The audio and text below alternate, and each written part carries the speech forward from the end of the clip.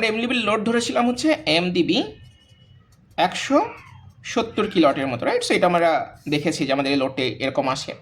তো এইখান থেকে যদি আমরা সূত্র অনুযায়ী ক্যালকুলেট করি, দেখেন আমার সূত্রটা হচ্ছে এরকম, equal √3 VI cos phi, right? এই জিনিসটা। সো আমি এখান থেকে আয়ের মানটা বের করতে পারি। সো আই ইকুয়াল টু উপরে পি, নিশ্চয়ই হচ্ছে √3 V cos phi, right? So আমরা জানি যে আমাদের যে স্ট্যান্ডার্ড ভোল্টেজ লেভেল 3 ফেজের জন্য সেটা হচ্ছে 400 থেকে 415 ভোল্ট। তো আমরা লোয়ার লেভেলটাই কাউন্ট করে থাকি। আর এখানে পি এর ভ্যালুটা হচ্ছে 170 কিলোওয়াট। ওকে, আর আমাদেরকে আয়ের মানটা বের করতে হবে। সো এইটা আমরা বের করবো, আর cos phi এর মানটা স্ট্যান্ডার্ড যে পাওয়ার ফ্যাক্টরটা 0.8, এইটা আমরা কাউন্টের মধ্যে নিচ্ছি, রাইট? সো আমি এখানে পি এর মানটা কত পাচ্ছি, 170 মাল্টিপ্লাই হচ্ছে 1000, যেহেতু মনে করেন সবগুলো ডেসিমাল ইউনিটে আছে।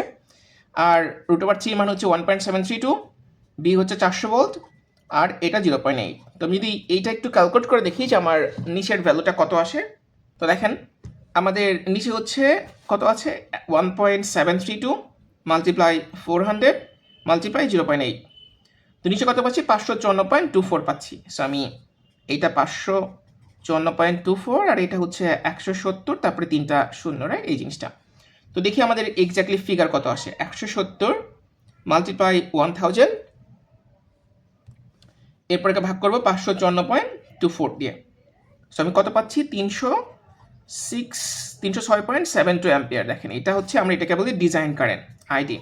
তো ডিজাইন কারেন্টের সাথে আমাদের কিছু রিস্ক ফ্যাক্টরকে ক্যালকুলেশনের মধ্যে নিতে হয়। কারণ হচ্ছে যে এমন হতে পারে যে হয়তো আলটিমেটলি আপনি যে পরিমাণে ভোল্টেজ চিন্তা করছেন যে আপনার সাপ্লাই আসবে 400 ভোল্ট, সেটা তো বাস্তবে আসলো না, হয়তো 390 380 মতো অনেক সময় আসতে পারে।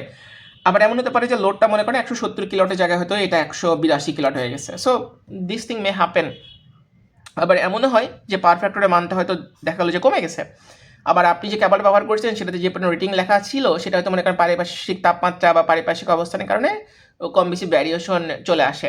তো সেই জন্য যখন ফাইনাল কারেন্ট আমরা বের করি তখন এটাকে এইভাবে ক্যালকুলেট করতে হয় যে IF সমান হচ্ছে ID মাল্টিপ্লাই রিস্ক ফ্যাক্টর। তো রিস্ক ফ্যাক্টরের জন্য সাধারণত একটা রুলস ফলো করা হয়, এটা হচ্ছে ন্যাশনাল ইলেকট্রিক কোড বা আমেরিকান কোড ওয়াইজ, যে 125 রুলস। মানে আপনার যে পরিমাণ কারেন্ট আসবে তার অ্যাটলিস্ট 25% মিনিমাম একটা রিস্ক ফ্যাক্টর হিসেবে আপনাকে কাউন্ট করে নিতে হয়।